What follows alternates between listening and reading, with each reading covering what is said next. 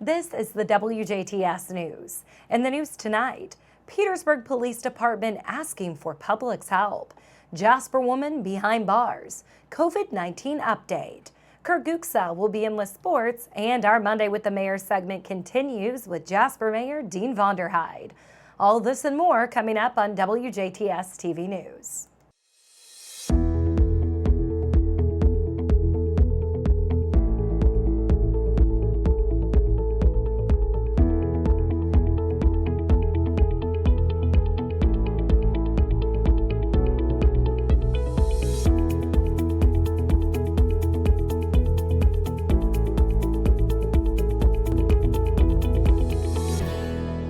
Good evening. I'm Jenna Schaffer with the news.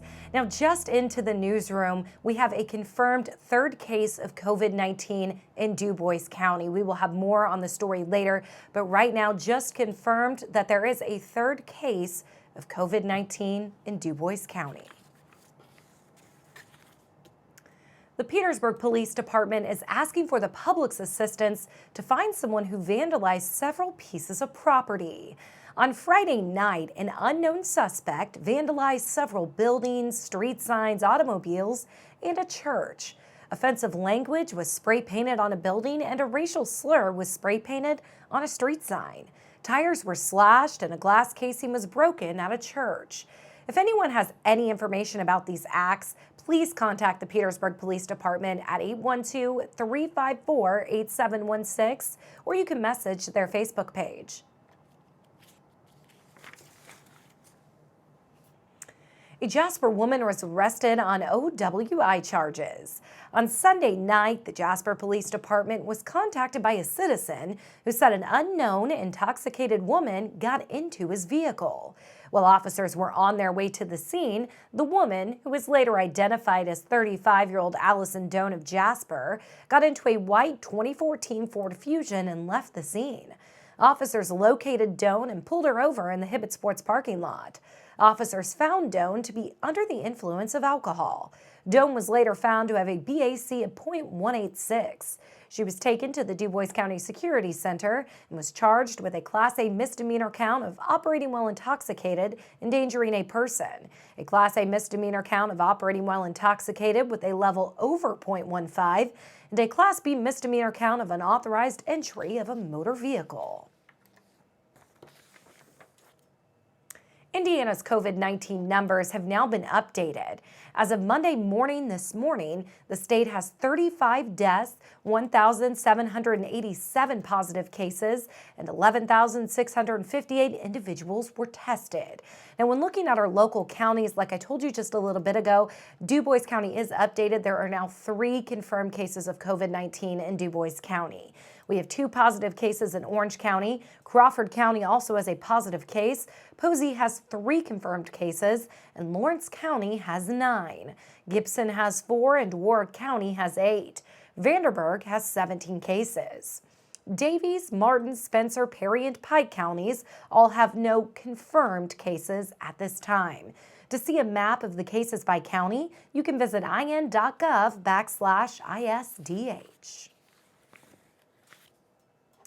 A new statewide map is available for Hoosiers seeking food assistance during the COVID-19 pandemic.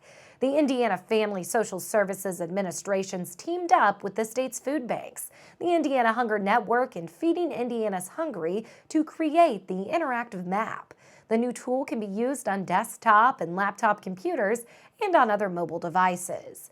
To see the map, visit in.gov/FSSA. It will also be prominently featured at fssa.in.gov.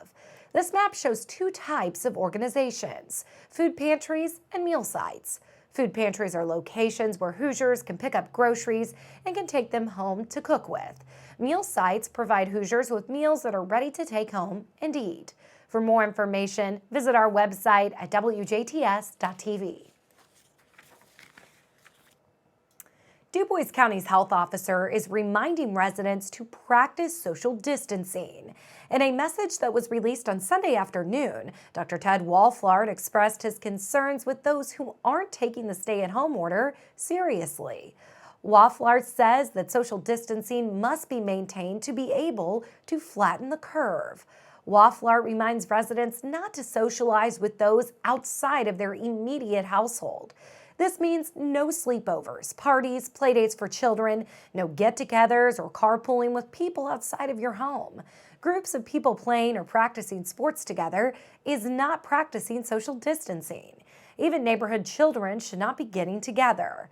Wafflart says maintaining the guidelines for staying home, proper hygiene, and social distancing are the only weapons against this disease.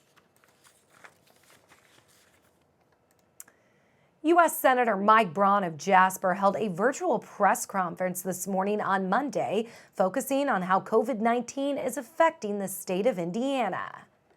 One of the most common questions Senator Braun has been asked over the past few weeks is when will more test kits be available for Hoosiers? I feel comfortable that as we tackle this across the country, it was not there in time to probably adequately test for the focal point, the epicenter in New York, that we will get ahead of that. I cannot give you an exact day when anybody in Indiana that needs to be tested or wants to be. Right now, we're straddling the people that want to be that may not get tested due to current medical guidelines. I think that'll be a moot point soon. Braun says he agrees with President Trump's extension of the federal social distancing guidelines and adds that the financial toll on the country cannot be ignored. Yes, I do. And I think I also support the fact that he has looked at this, I think, in a somewhat flexible way. The disease is the most important thing that we've got to conquer. And he, along with many of us, have said that we also are going to have to look at what we do in the effort of that without, killing the economic patient. But I think one is the first priority. However, Senator Braun does believe it's too early to say if the economic stimulus package that Washington recently passed will be enough. So when it comes to whether there'll be a phase 4 or 5, no one knows that at this point. If you extrapolate the current numbers into where this is going to settle in and how many cases we actually have, where that mortality rate and case number starts to flatten and then decline, that will be what drives whether we'll be doing another package. Many hospitals and medical facilities statewide are running low on personal protective equipment or PPE supplies. To help with this shortage, the Dubois County Health Department is accepting donations of homemade face masks and other PPE, including surgical face masks, N95 face masks, surgical gloves, medical face shields, and exam gloves. Full boxes of supplies are preferable, but partial boxes or individual donations are acceptable as long as the supplies are clean and unused. A drop box for donations is located inside the double doors of the health department Monday through Friday from 8 a.m. to 4 p.m. Vincennes University faculty and students are stepping up to help medical professionals fight against the novel coronavirus. The College of Health Sciences and Human Performance is donating hundreds of masks, gowns, gloves, sterile cleaning products, 420 N95 respirators, and other essential medical supplies to Good Samaritan Hospital in Vincennes and to Davies Community Hospital in Washington. These donations came from several programs like the Health Sciences and Human Performances, the Pharmacy Technology Program, Funeral Service Education, Surgical Technology, Health Information Management, Practical Nursing, Associate Nursing, RN to BSN, Kinesiology and Sport Health and Physical Education, the Physical Therapist Assistant Program, and the Funeral Service Education Program. The Girl Scouts of Southwest Indiana is taking proactive measures to fight against the novel coronavirus. As of last week, the program took the following. They postponed events including large-scale council events, volunteer-led events, and troop meetings. They asked all staff members to work from home. Although many events have been postponed because of school closings, Girl Scouts is not canceled. The program is currently working with the Girl Scouts of the USA to switch their program delivery mode to virtual instruction and engagement. The following programs are in development: national live virtual events, virtual sessions with badge-related activities for all girls and their families, not only members, using materials in their home. Downloadable digital program content, like videos, activity resources, and expert guidance for families and volunteers on leading girls through this difficult time. Virtual service projects, like identifying ways for girls to flex their service muscle with a national service project. To keep up to date with the Girl Scouts' response to the pandemic, visit girlscouts-gssi.org. The Dubois County Special Olympics 10th Annual 5K Run Walk will be held in a new way this year. Due to the COVID-19 pandemic, this year's 5K is going virtual.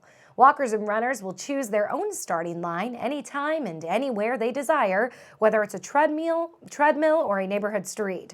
Runners will walk and/or run the 5K distance on the date and time you choose in the month of April, after Governor Eric Holcomb's stay-at-home order has been lifted. If participating, you are encouraged to take a picture of yourself while completing the 5K and upload it to the Dubois County Special Olympics Facebook page. You do not need to report your 5K time. No medals will be awarded during the virtual event. If you're already registered, you do not need to register again. If you are not registered yet and would like to participate, call Stephanie Lane at 812-630-4292 for additional questions. The Ferdinand Heimet Fest Committee has announced that the 25th anniversary of the Ferdinand Heimet Fest will take place at a new location this year. The fest, which will take place on June 19th and 20th, will take place at the Ferdinand Community Center. While most of the fest is scheduled to take place outside, the committee is looking forward to having a contingency plan in place to prevent from issues arising due to weather. Visit the Ferdinand Heimet Fest Facebook page or website at ferdinandheimetfest.com to stay up to date on the latest information. A local hospital is getting recognized at a national level. The National Rural Health Association recently recognized Memorial Hospital and Healthcare Center as a top 20 rural community hospital. Only one other hospital in the state received this recognition. This ranking includes prospective payment system hospitals nationwide and was based on an evaluation conducted by the Chartis Center for Rural Health using iVantage Health Analytics Hospital Strength Index. Results were based on 8 factors: inpatient market share, outpatient market share, quality, outcomes, patient prospective costs, charge, and financial efficiency. For more information about the National Rural Health Association, visit ruralhealthweb.org. Indiana's unemployment rate has remained the same for 2 consecutive months. The Indiana Department of Workforce Development released their monthly employment report Friday afternoon. According to this report, Indiana had an unemployment rate of 3.1% for the months of January and February. This is lower than February's national rate of 3.5%. Indiana's labor force had a net increase of 3,114 over the previous month. This was a result of a decrease of 1,599 unemployed residents and an increase of 4,713 employed residents. Indiana's total labor force, which includes both Hoosiers employed and those seeking employment, stands at 3.39 million. The state's 64.4% labor force participation rate remains above the national rate of 63.4%. We'll take a look at your weather forecast when we come back on 18 WJTS.